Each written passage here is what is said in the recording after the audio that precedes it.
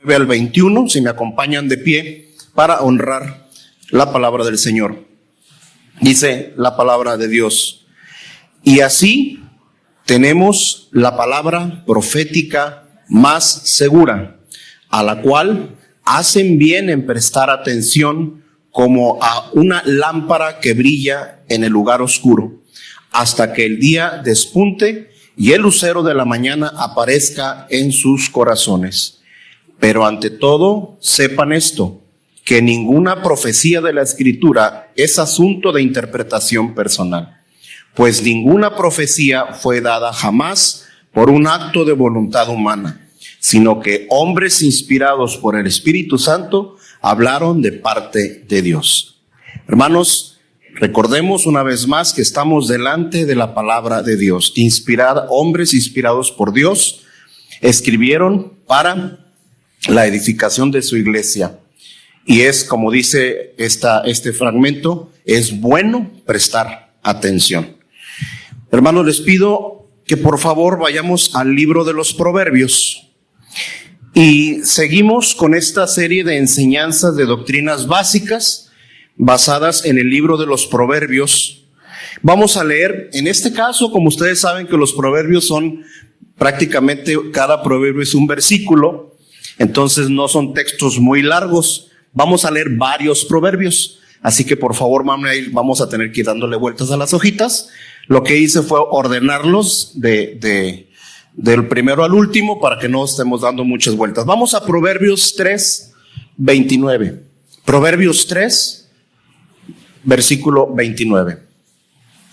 Dice la palabra de Dios, me acompañan nada más con sus vistas. No trames el mal contra tu prójimo, mientras habite seguro a tu lado. Vamos a Proverbios 10, versículo 12. Proverbios 10, versículo 12. El odio suscita rencillas, pero el amor cubre todas las transgresiones. Enseguida, Proverbios capítulo 12, versículo 16. Proverbios capítulo 12, versículo 26.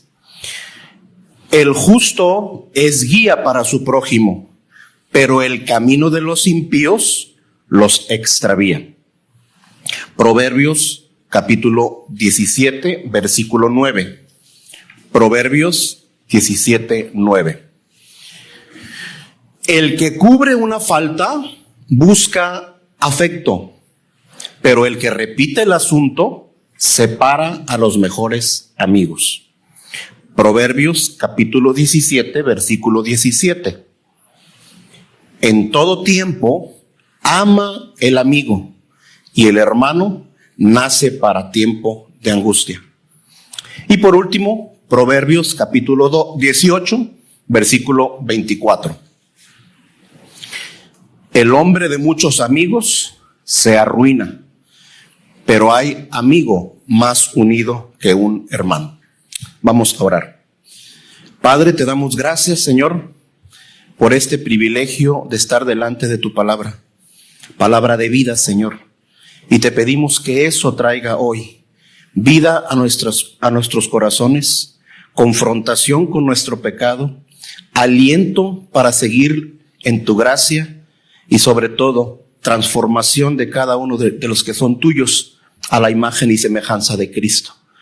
Y aquellos, Señor, que aún no les ha resplandecido la luz de tu gloria, Padre, te pedimos, trae hoy salvación a esta iglesia y que hoy brille tu gloria a través de tu palabra.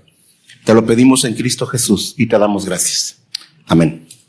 Pueden tomar asiento, hermanos. Como pudimos haber visto en cada uno de estos textos del libro de los Proverbios, ya nos imaginamos cuál es el tema.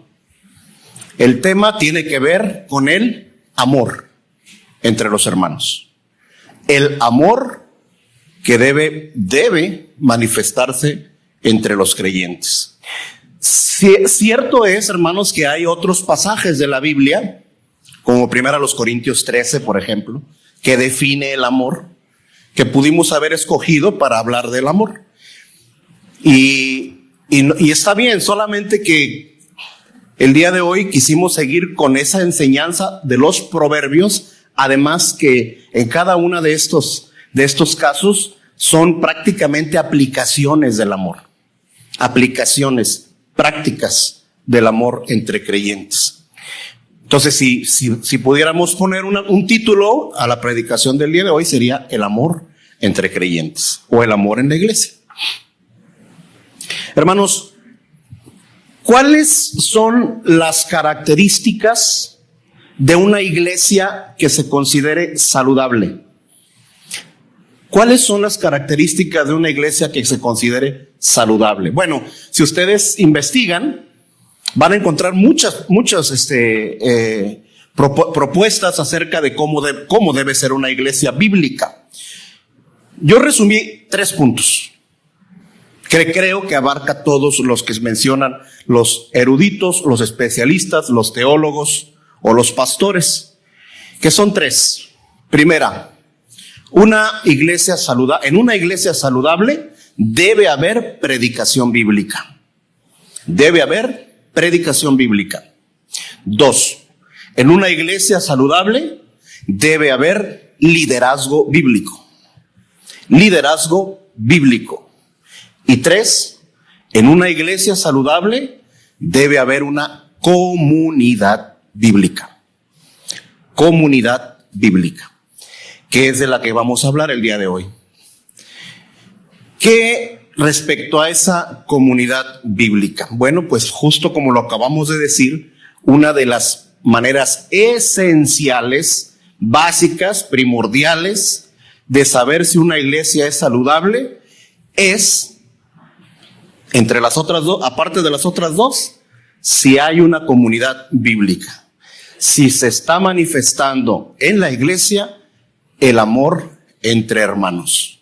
No si se está enseñando solamente, si se está manifestando el amor entre los hermanos. Como dice Juan 13:35, en esto conocerán todos que son mis discípulos, si se tienen amor los unos por los otros. El apóstol Juan es muy claro. Fíjense cómo lo dice. En eso conocerán que son mis discípulos. O sea, la forma de demostrar que somos discípulos de Cristo es si demostramos el amor los unos por los otros.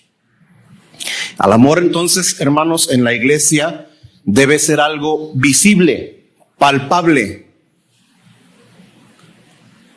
Por eso es importante que la iglesia sea el lugar donde el amor de Dios por nosotros se manifieste en el amor de nosotros por los demás y fluya entre cada uno de los miembros de la iglesia. No estamos hablando de que una iglesia sea un lugar en el que no existan problemas. Eso no existe de este lado del sol. No existe. En todas las iglesias hay problemas. En todas. Sino que debe de verse lo que dice Primera de Pedro 4, versículo 8. Que en la iglesia sea un lugar donde el amor cubre multitud de pecados. El amor cubre multitud de pecados. Este versículo lo vamos a ver un poquito más adelante con más detenimiento. Hermanos, el amor bíblico entre los creyentes promueve el crecimiento de una iglesia. El crecimiento real y saludable de una iglesia es promovido, es alimentado, es alentado por el amor entre los creyentes. Como en un cuerpo humano se puede ir desarrollando, pero con muchas deficiencias si es que no está siendo alimentado correctamente. Se puede ir creciendo, pero ¿cómo hemos visto el famoso término de desnutrición, verdad? Pues una iglesia es prácticamente lo mismo. puede ir creciendo, entre comillas, pero desnutrida. ¿Por qué? Porque no está siendo alentada por el amor entre los creyentes. Ojo, hermanos, no estoy diciendo en un sentido vertical solamente, sino también horizontal, entre los creyentes. Las divisiones, murmuraciones, peleas en una iglesia obedecen casi siempre, son el resultado de falta de perdón. Y puede ser que a partir de ahí nazcan repentinamente problemas, y por la falta de atención en tiempo y en forma de los mismos es que luego se hacen precisamente divisiones, murmuraciones, etc. Y ahí interviene mucho la oportuna atención del liderazgo. Hermanos, no es bíblico que en una iglesia no se ame genuinamente o que no se esté luchando por ello. Hermanos, entonces el tema de hoy es un tema muy confrontante para todos, porque como vamos a ver ahorita, no es poca cosa, como decimos, la falta de esa característica que se vea en una iglesia. Miren,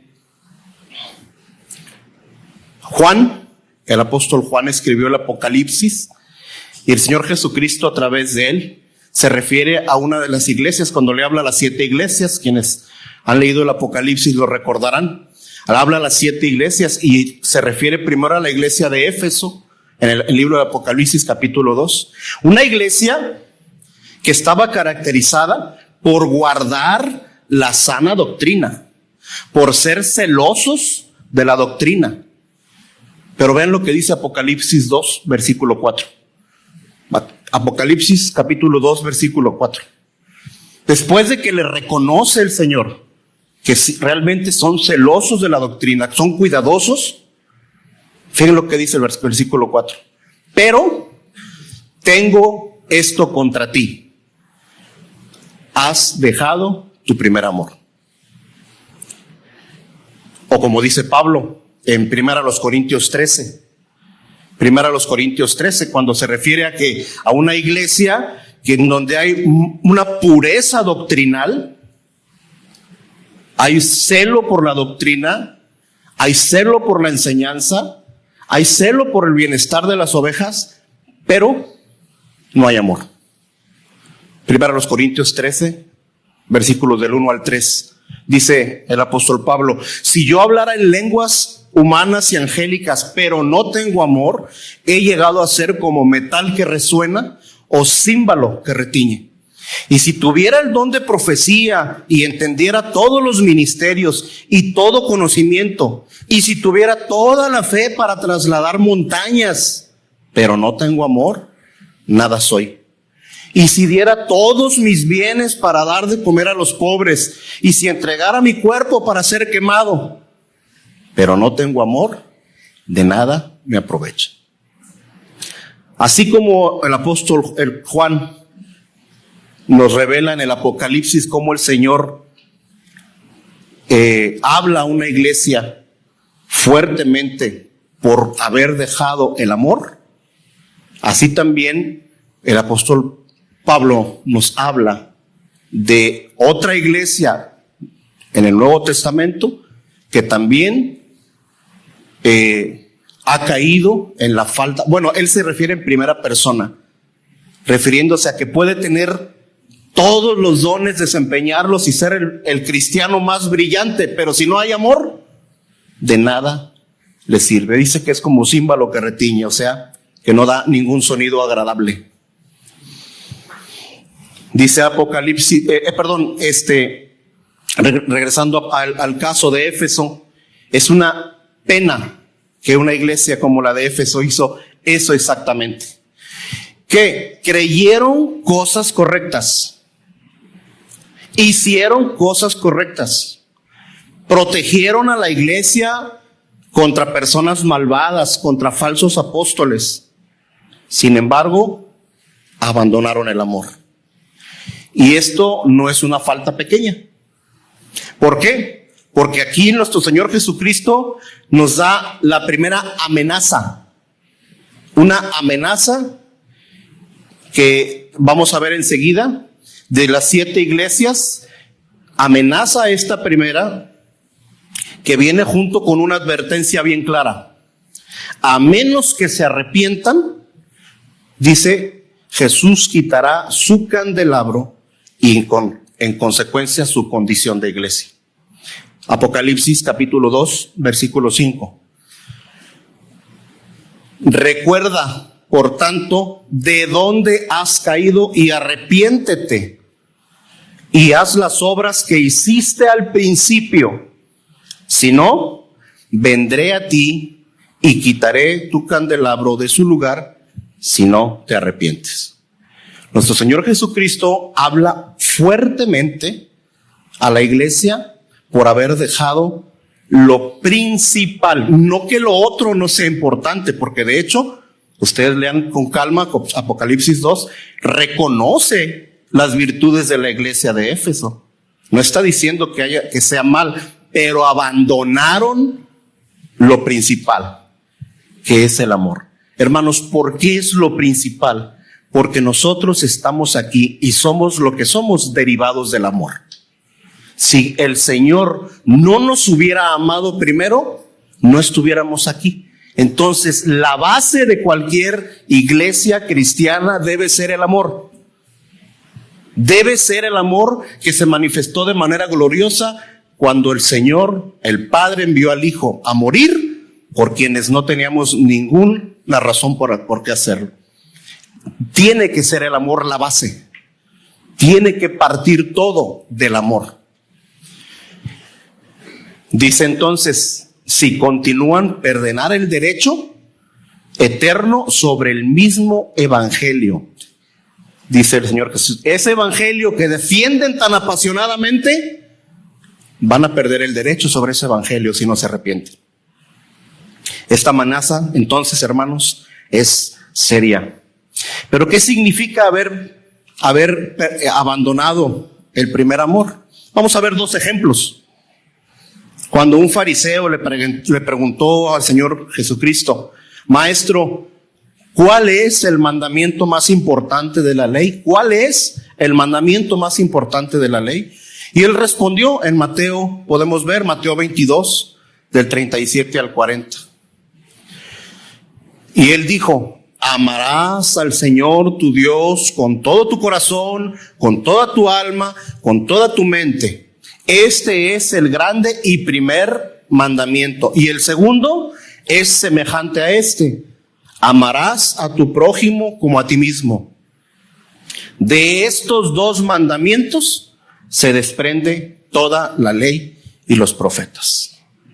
Por lo tanto, hermanos, el amor por Dios es inseparable al amor por los demás. Es inseparable. No podemos decir que amamos a Dios si no amamos a los demás.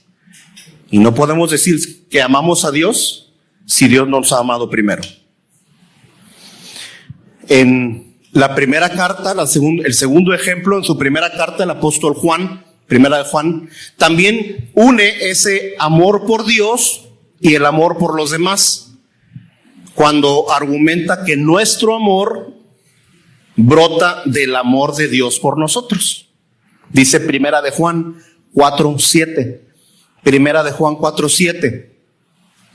Amados, amémonos unos a otros, porque el amor es de Dios, y todo el que ama es nacido de Dios y conoce a Dios. O sea, Juan nos lo presenta como una consecuencia natural, o bueno, sobrenatural, que debería existir en un creyente. Como Dios, el amor es de Dios, y si Dios nos amó a nosotros, nosotros deberíamos amar. Ese debería ser la base de nuestro desarrollo, de nuestra vida cristiana, debería ser el amor. ¿Y cómo es el amor de Dios? Alguien puede decir, bueno, sí, Miren, hermanos, ustedes y yo hemos escuchado mucho a gente que no conoce la palabra de Dios, que no conoce a Dios, que dice es que Dios me ama. Cuando les va muy bien, ¿no lo han escuchado?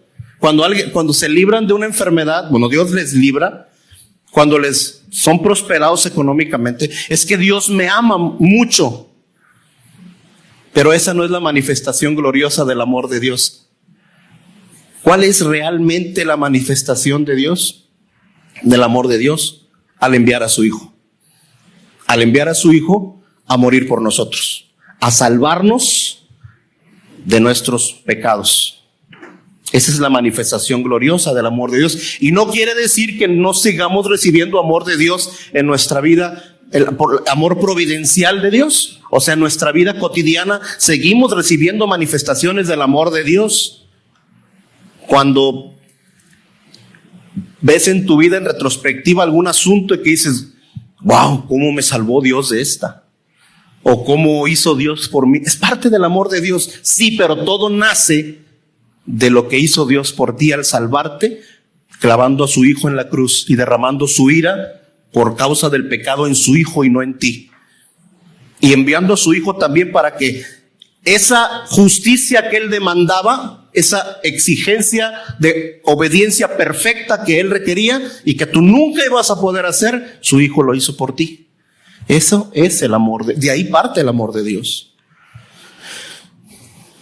Dice Primera de Juan 4:10, en esto consiste el amor. Aquí está la definición. En esto consiste el amor, no en que nosotros hayamos amado a Dios, sino en que Él nos amó a nosotros y envió a su Hijo como propiciación por nuestros pecados. El amor de Dios, hermanos, no se quedó nada más como un concepto teológico. No.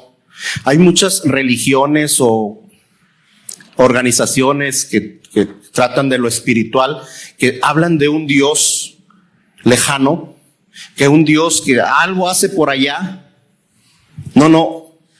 Nuestro Dios no se quedó con los brazos cruzados. Él demostró su amor en acción. Envió a su Hijo y estuvo en el mundo. Eso es algo que debe caracterizar el amor cristiano, no solamente de palabra, sino de hecho. Y algo que implique el dar, el desprenderse y además que implique también el que nos cueste. Al Padre le costó desprenderse de su Hijo y enviarlo, despojándose de lo que era Dios, humillándose hasta lo sumo, verlo o ponerlo ahí en esa cruz y derramar toda su ira. Ustedes traten de imaginar el corazón del Padre.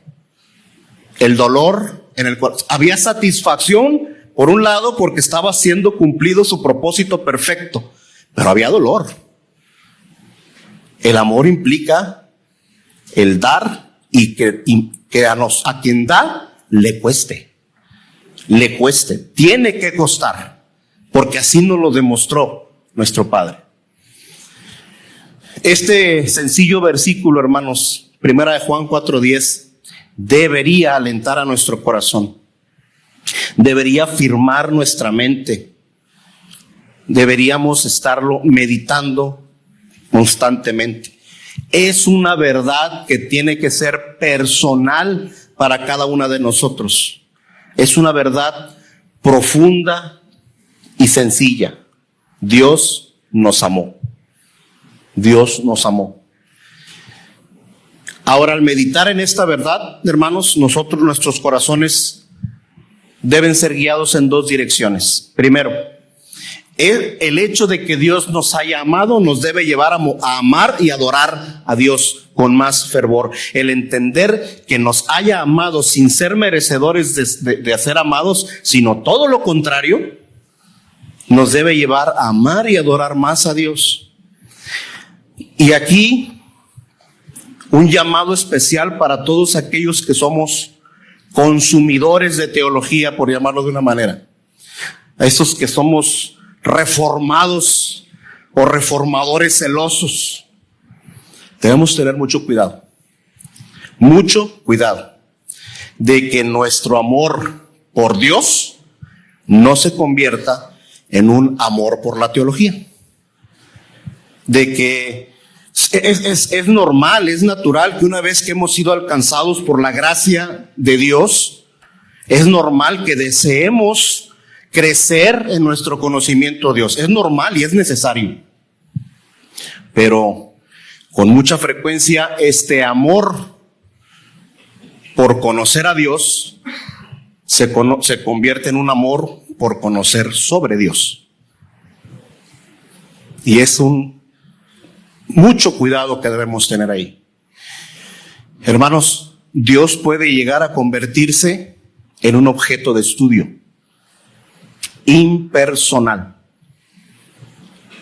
Y cuando esto sucede, nuestras cabezas pueden colmarse de estudio, de doctrina, pueden colmarse de conocimiento, pero nuestros corazones se estarán enfriando a la verdad, a la belleza, a la majestuosidad de nuestro Dios.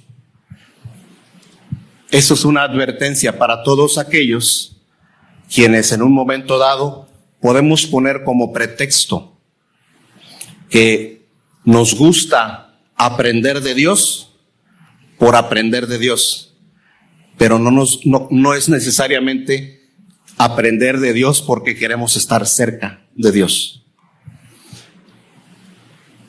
Segundo, el amor profundo por los demás debe fluir de nuestro conocimiento de Dios y de su amor por nosotros. Es en el sentido contrario. O sea, para amar genuinamente a los demás necesitamos conocer más a Dios. Para amar bíblicamente a los demás necesitamos conocer a Dios. Entonces, ¿está mal buscar conocer a Dios? Por supuesto que no. Dios me libre de estar diciendo eso. Está mal conocer a Dios por conocerlo. Lo que somos llamados es conocer a Dios para ser vivificados por Dios y para que seamos transformados por Dios. Y en este caso, una de las áreas de nuestra vida es el amor hacia los demás. Quiero ser perfeccionado. Como padre, necesito conocer más a Dios. Quiero ser perfeccionado como hijo, necesito conocer más a Dios. Quiero ser perfeccionado como trabajador, necesito conocer más a Dios. Quiero ser perfeccionado en mi amor hacia los demás, necesito conocer más a Dios. Ese es el punto. Conocer más el amor de Dios hacia nosotros, podemos amar más genuinamente a los demás. Primera de Juan 4:8 dice, el que no ama, no conoce a Dios. Esta declaración es muy fuerte, hermanos. El que no ama, no conoce a Dios porque Dios es amor. Entonces, hermanos, el amor es una señal inequívoca de un cristiano. ¿Qué debe distinguir a un cristiano? ¿Su conocimiento? Sí. ¿Su carácter, su paciencia? Sí. Todo eso, sí. Pero todo eso en la base del amor. El cristiano debe hacer todo por amor. Aún exhortar, aún reprender, aún confrontar, aún aplicar correctivos. Todo en la base del amor. Juan 13:35. Juan 13:35 dice, en esto conocerán que son mis discípulos. En esto conocerán que son mis discípulos. Si se tienen amor los unos por los otros. El día de hoy en la tarde vamos a recibir, si Dios lo permite, una instrucción sobre discipulado.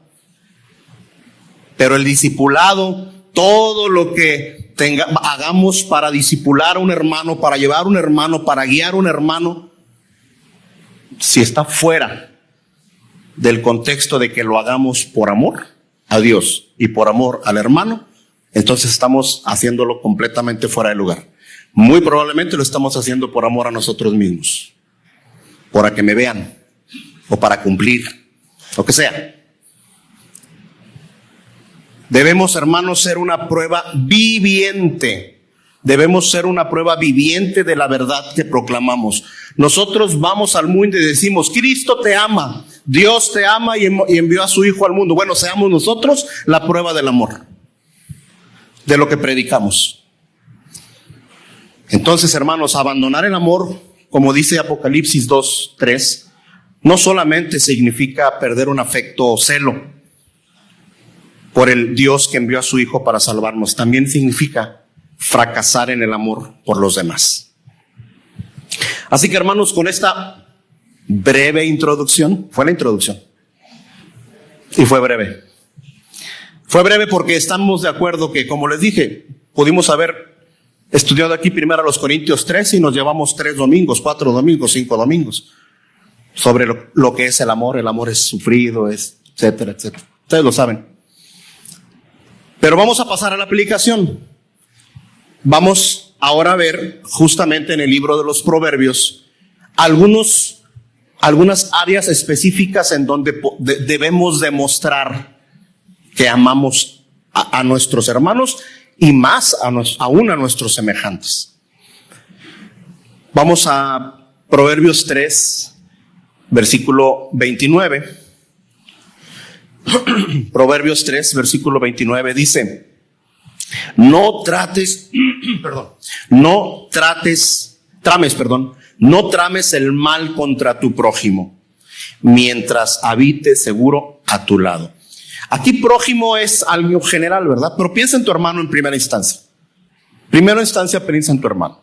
No trames el mal contra tu prójimo, mientras habite seguro a tu lado. Fíjense que hay una palabra que le da sentido a este versículo. ¿Habitar qué? Seguro. Habitar seguro. Hermanos, la seguridad implica bienestar. Implica no tener alteración emocional. Entonces, tratar bien a los demás, tratar bien a tu hermano, tratar bien a tu hermano, a tu hermana, a tu vecino, a tu jefe, es hasta por tu propia seguridad. Hasta por tu propia seguridad. Hay quienes dicen, si están bien los de mi entorno, estoy bien yo, ¿verdad? Son principios inclusive hasta organizacionales. Si me preocupo porque los de mi entorno estén bien, entonces aseguro que yo voy a estar bien. Aquí eso lo aplican en las empresas, pero es bíblico. Es bíblico completamente. Hay que procurar no hacer el mal, ¿sí? No hacer el mal hasta por nuestra propia seguridad. Porque no sabemos cómo un hermano puede reaccionar, una persona puede reaccionar. No sé si les ha pasado que a veces hasta en un incidente automovilístico, una persona por gritarle de un carro a otro, la otra persona puede reaccionar de manera violenta, hasta inclusive sacar un arma. Algo así se refiere esta aplicación. Por tu propia seguridad, no trames el mal contra otro. Deberíamos entonces tener mucho cuidado cuando tramamos. Ahora, aquí la palabra tramar, quisiera ahondar un poquito. ¿Qué significa tramar? O sea, significa no planifiques, no estés preparando, no estés dándole forma a algo para actuar contra tu hermano. Ahí nos empezamos a meter con el corazón. No estés preparando, no te dediques, no pierdas el tiempo en buscar de qué manera vas a hacer sentir mal al de al lado.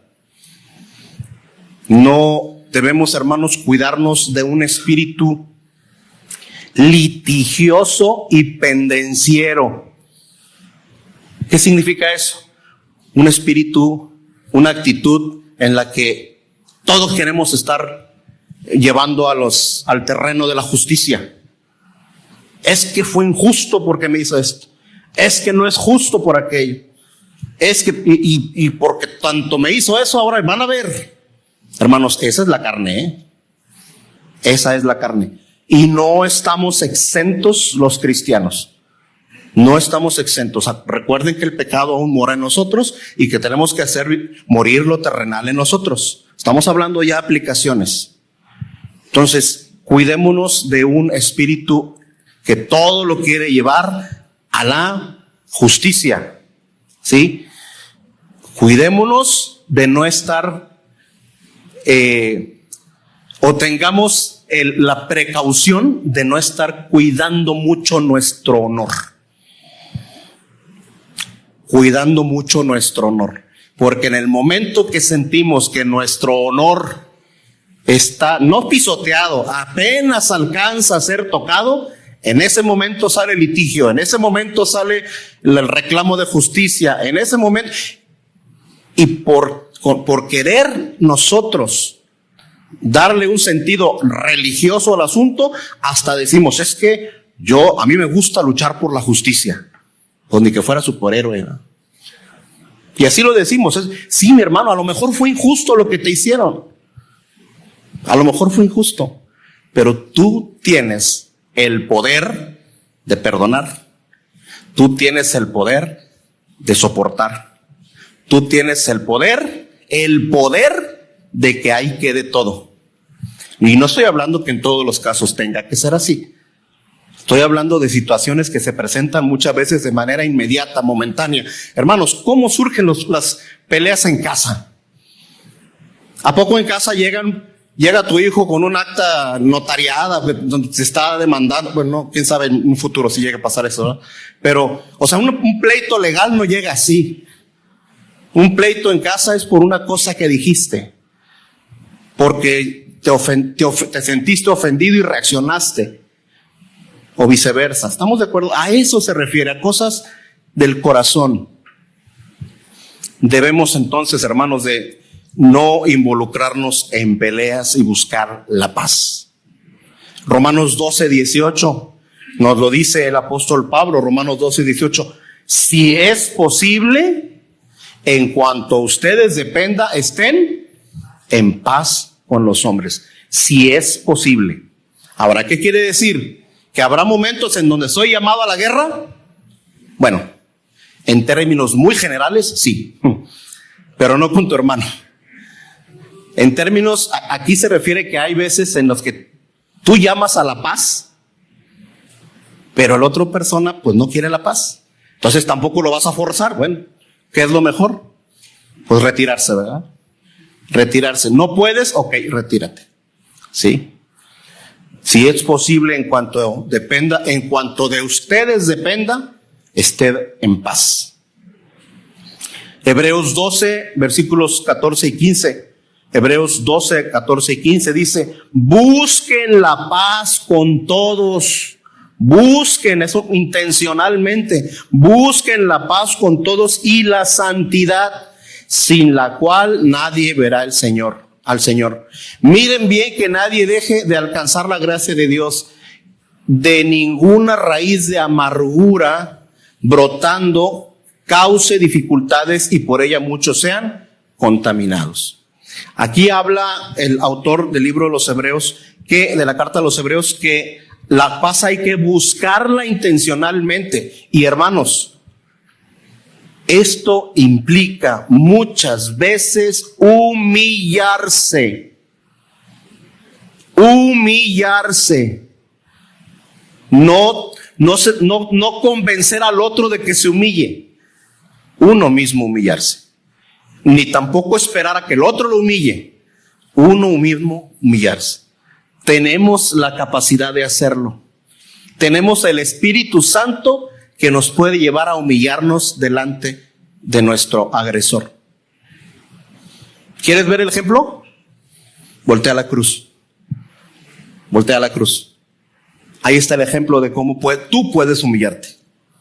No es cierto que no puedes, sí puedes humillarte. Nadie está perdiendo nada. En el reino de los cielos muchas veces se gana perdiendo. Acuérdate de eso. Muchas veces se gana, entre comillas, perdiendo. El espíritu de contienda, hermano, un espíritu de contienda es un obstáculo para la santidad. Es un obstáculo para la santidad. Una persona que normalmente se exaspera, busca la riña, está tramando, no es una persona que esté viviendo en santidad y no es consistente con un siervo de Dios. Dice 2 Timoteo 2:24, 2 Timoteo 2:24 dice: y el siervo del Señor no debe ser rencilloso, sino amable para con todos, apto para enseñar y sufrido. Proverbios 10:12. Proverbios 10, versículo 12. El odio suscita rencillas, pero el amor cubre todas las transgresiones. Aquí en este versículo, hermanos, hay una confrontación entre el amor y el odio. ¿Qué dice? ¿Qué hace el odio? El odio produce, suscita rencillas, peleas. ¿Y el amor qué hace? Cubre todas las transgresiones, entiéndase, pecados. ¿Qué con el odio? ¿Qué con el odio?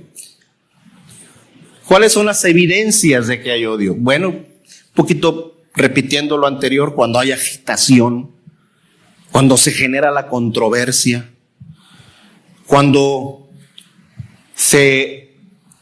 ante una situación se generan sospechas de todo, cuando se imaginan fallas donde no hay fallas, todo eso produce odio.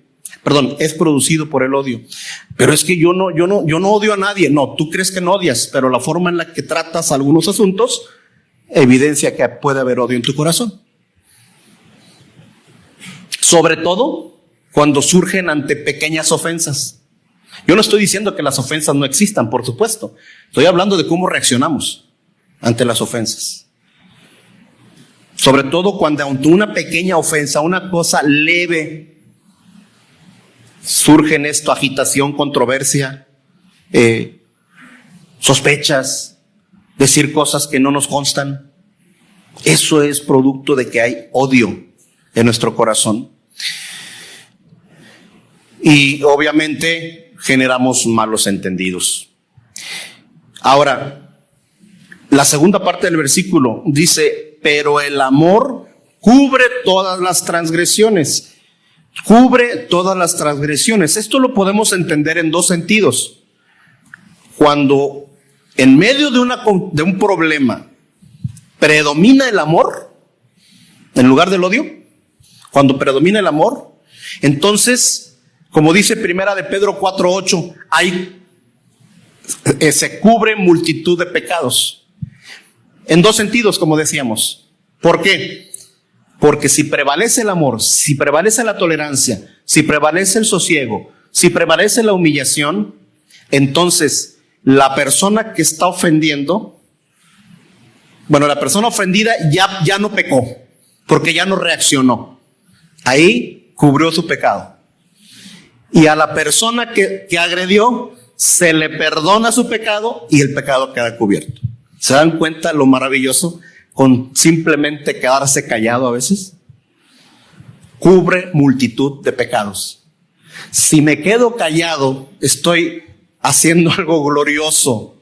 Estoy evitando pecar yo y le estoy perdonando su pecado a mi agresor y ya no le está contando. Quedaron olvidados. A eso se refiere a que cubre multitud de transgresiones. Pasar por alto, hermanos. Perdonar de manera rápida. No encontrar fallas o más fallas de las que hay. Esa es la actitud que debemos tener ante una situación problemática. Dice un autor, lo leo: vistámonos del Señor Jesús. Vistámonos del Señor Jesús en su espíritu de amor tolerante, sacrificial, y perdonemos como nosotros hemos sido perdonados. Vistámonos del Señor Jesús. ¿Queremos parecernos al Señor Jesucristo? tengamos una actitud ante las agresiones así, tolerante y sacrificial. Proverbios 12:26. Proverbios 12:26. El justo es guía para su prójimo, pero el camino de los impíos los extravía. El justo es guía, el camino de los impíos extravía. Aquí también hay una comparación.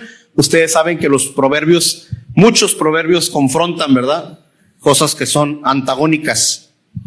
Pues en este caso habla de cómo debe ser el justo con su prójimo, cómo debe ser un cristiano con su amigo, cómo debe ser un cristiano con su hermano. ¿Cómo debe ser? Guía. Debemos ser guía. Pidámosle a Dios que nos ayude a guiar a nuestros hermanos. Más, la guianza, hermanos, tiene mucho que ver con lo que vamos a hablar del discipulado, con lo que vamos a recibir de enseñanza sobre el discipulado. Pero la guianza va más allá de simplemente decir, sí, hermano, voy a orar por ti. Obviamente hay que orar por los hermanos.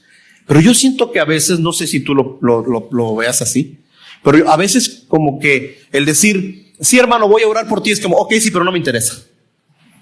Ya orando por ti, ya, o sea, pongo esto delante de Dios, pero la relación contigo ahí queda. No, hermano, no. Eso es precisamente lo que tenemos que hacer. Involucrarnos, que nos cueste tiempo, dinero, esfuerzo. Ese es el llamado a aplicar el amor.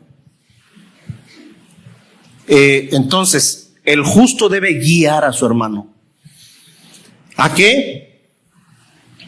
Principalmente a que su vida se regrese en la senda del temor de Dios. Aconsejándole, amonestándole, enseñándole la Escritura, explicándole la Escritura, orando por él. Todo eso en el sentido de que regrese al camino del Señor, cuando en un momento dado hay una desviación del camino del Señor.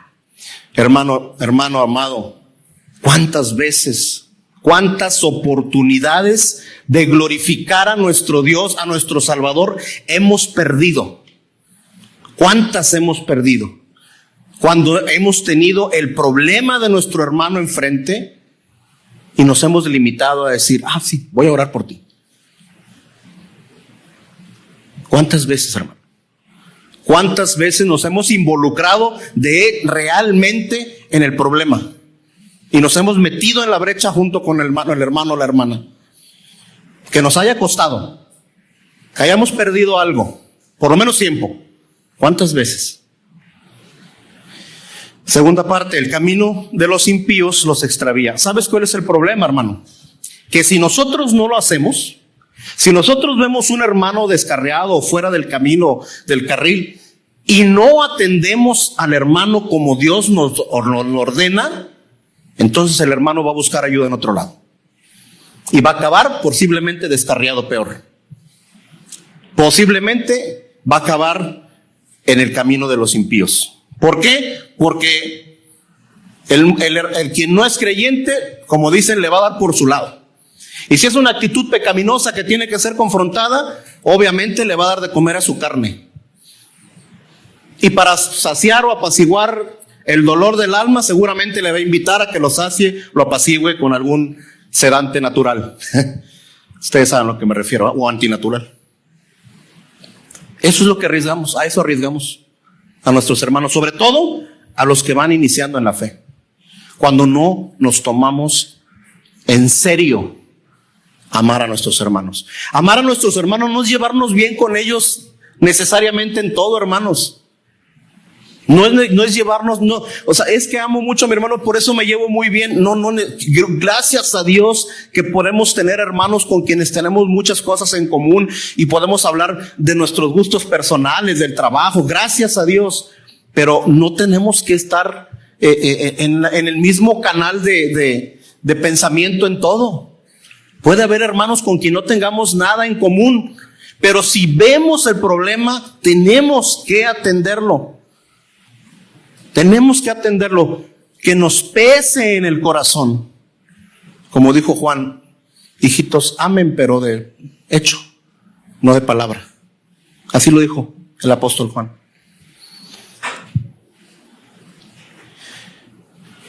Proverbios capítulo 17, versículo 9. Proverbios capítulo 17, versículo 9. El que cubre una falta busca afecto, pero el que repite el asunto separa a los mejores amigos. ¿Cuántas veces, hermanos, ante una situación pecaminosa de un hermano, nos dedicamos más a exponer el pecado que a cubrirlo? A exponerlo, que todo el mundo se dé cuenta del pecado, pero no nos preocupamos por cubrirlo en amor. No estoy diciendo ser solapadores, no, ser prudentes, actuar en amor, reprender, exhortar, llorar junto con el hermano, pero no exponerlo. Hay un lugar para la exposición de los pecados. Va a haber un día en que todos los pecados serán expuestos, no te preocupes. Si te preocupa que todos se enteren, un día nos vamos a enterar todos. Y lo dice Lucas 12:3. Por lo cual todo lo que han dicho en la oscuridad se oirá a la luz, y lo que han susurrado en las habitaciones interiores será proclamado desde las azoteas. Pero eso, ¿sabes qué, hermano? Le corresponde al Señor, no a ti. A ti y a mí no nos corresponde estar exponiendo los pecados. Nos corresponde cubrirlos. Y cubrirlos en amor. Pero es que si pasa esto o pasa lo otro, cubrirlos no quiere decir no decir nada. No. Si tú te sientes cargado, hermano, por un pecado de otro hermano, puedes hablarle a otro hermano que tenga mayor discernimiento, o que creas que tiene mayor discernimiento, y decirle, hermano, estoy preocupado, fíjate por esto, no sé cómo tratarlo. Eso es el amor cristiano. Fíjate que este asunto yo lo veo serio. Yo, la verdad, ya oré al Señor y no me da paz, no me da luz. ¿Qué opinas al respecto? Eso no significa andar descubriendo los pecados, es pedir ayuda. Ahora, ¿qué pasa con el que divulga? Pues acaba arruinando las relaciones. Acaba poniendo una barrera. ¿Por qué? Porque en un futuro, pues ya será una persona con a quien va a generar poca confianza o nula confianza de que alguien llegue a exponer algún pecado. Hermano, sé muy cuidadoso cuando te enteras de pecados de hermanos. Si Dios permite que tú te enteres, es porque tienes algo que hacer. Ora al Señor, clama al Señor para hacer lo correcto. Proverbios 17:17. En todo tiempo ama el amigo, y el hermano nace para el tiempo de angustia. Un verdadero amigo, vamos a hablar en términos de hermanos. Un verdadero hermano no solo te dice que es tu hermano en los buenos momentos, ¿verdad? No solo dice que es tu hermano, ¿sí? Cuando todo camina en paz, bien. Un verdadero hermano lo es siempre, en todas las circunstancias. Hay que aprender de lo que nos enseña el Evangelio, de quienes acompañaban, de esos amigos que acompañaban al Señor Jesucristo. Hubo uno que lo entregó y siempre se dijo ser su amigo. Dice Charles Spurgeon, el mayor de los reyes que ha sido adulado por sus cortesanos mientras está en el poder, llega a ser tratado como si fuera peor que un perro cuando pierde su poder. O sea, es una ilustración muy drástica, pero así pasa a veces con los amigos, ¿verdad? Cuando todo está bien, cuando eres famoso, cuando tienes poder, cuando tienes influencia, cuando tienes dinero, todos son tus amigos, ¿verdad? O cuando tienes conocimiento. Pero cuando, ¡pum!, caíste en pecado, o cuando trastabillaste en tu fe, ya no eres digno. y esos supuestos amigos o hermanos acaban despreciándote. Eso no debe pasar. No debe pasar cuando se manifiesta el verdadero amor cristiano. Ahora queremos ver un ejemplo. Veamos al Hijo de Dios asumiendo nuestra naturaleza. Porque Él, con lo que hizo por nosotros, se constituyó nuestro mejor amigo, nuestro mejor hermano. Porque Él tuvo compasión de nosotros y tomó nuestro lugar. En el momento más difícil que teníamos que enfrentar, que era el juicio de Dios, Él tomó nuestro lugar. No sé qué hayas pensado tú en la vida, de cuántas situaciones conflictivas, difíciles, imposibles has pasado o piensas que vas a pasar.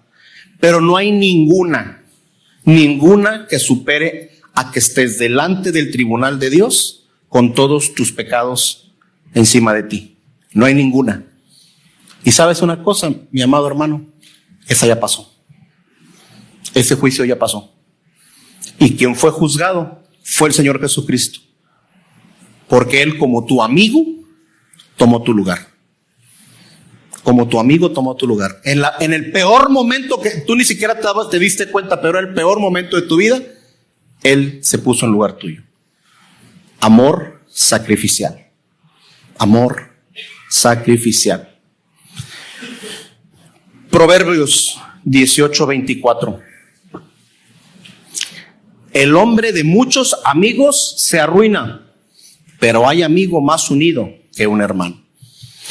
Aquí el término se arruina se refiere a que una persona que cree tener muchos amigos, pues a veces pone su confianza en muchas partes, busca agradar a muchos, toma muchas opiniones y acaba confundido. O puede acabar confundido, o puede acabar quedando mal con más de uno, y muy tarde o temprano acabará decepcionado.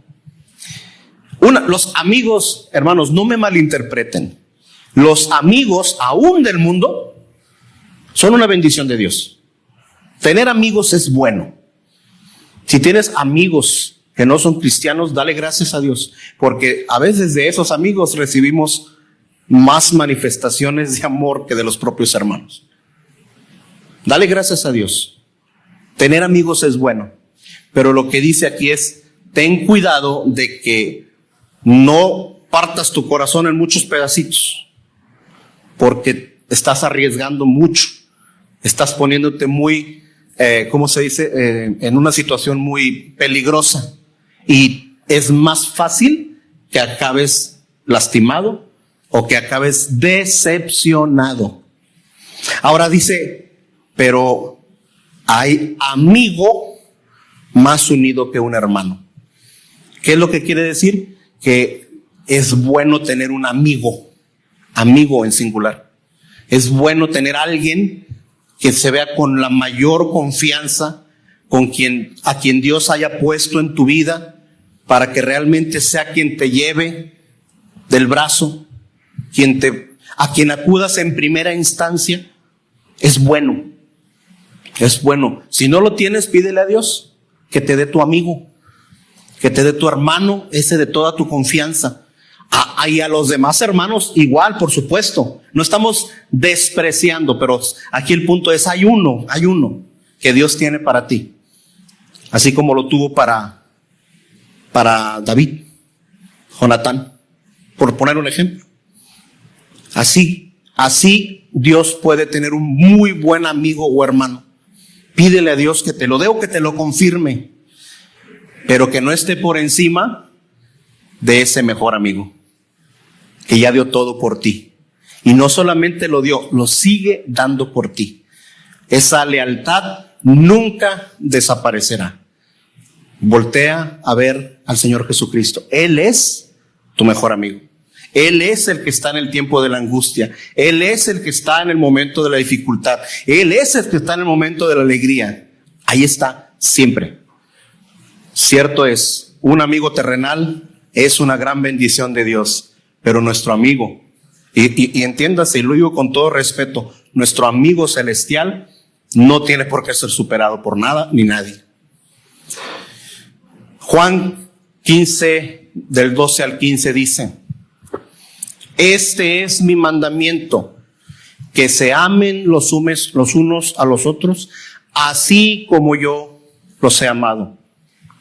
Nadie tiene un amor mayor que este, que uno dé su vida por sus amigos.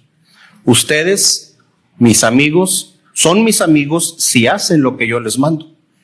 Ya no les llamo siervos, porque el siervo no sabe lo que hace su señor, pero les he llamado amigos, porque les he dado a conocer todo lo que he oído de mi Padre.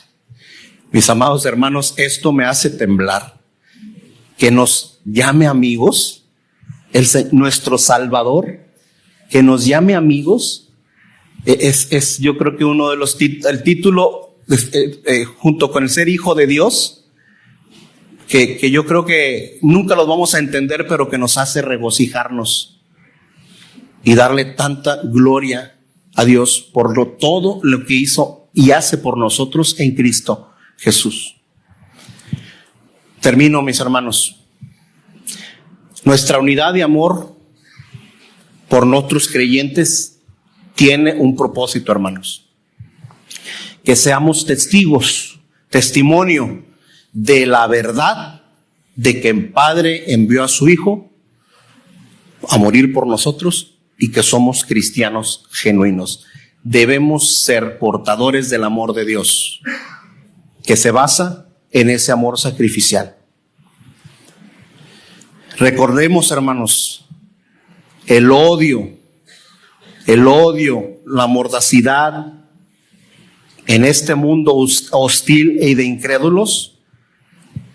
Hay una mala noticia: seguirán aumentando. El odio seguirá aumentando. Pero estas personas, hermano, escúchame bien, por favor. El incrédulo, el mundano, no es tu enemigo. No es tu enemigo. ¿Sabes qué es? Es tu campo misionero. Tu llamado no es a pelearte con el mundo o con las personas del mundo. Tu llamado es ir a ser sal y luz en el mundo y a predicar el evangelio. Ahora, a aquellos que son diferentes a nosotros, pero que también siguen a Cristo, tampoco son nuestros enemigos, Otras iglesias de otra denominación, una denominación, no son nuestros enemigos, son nuestra familia. Y somos llamados a amarlos.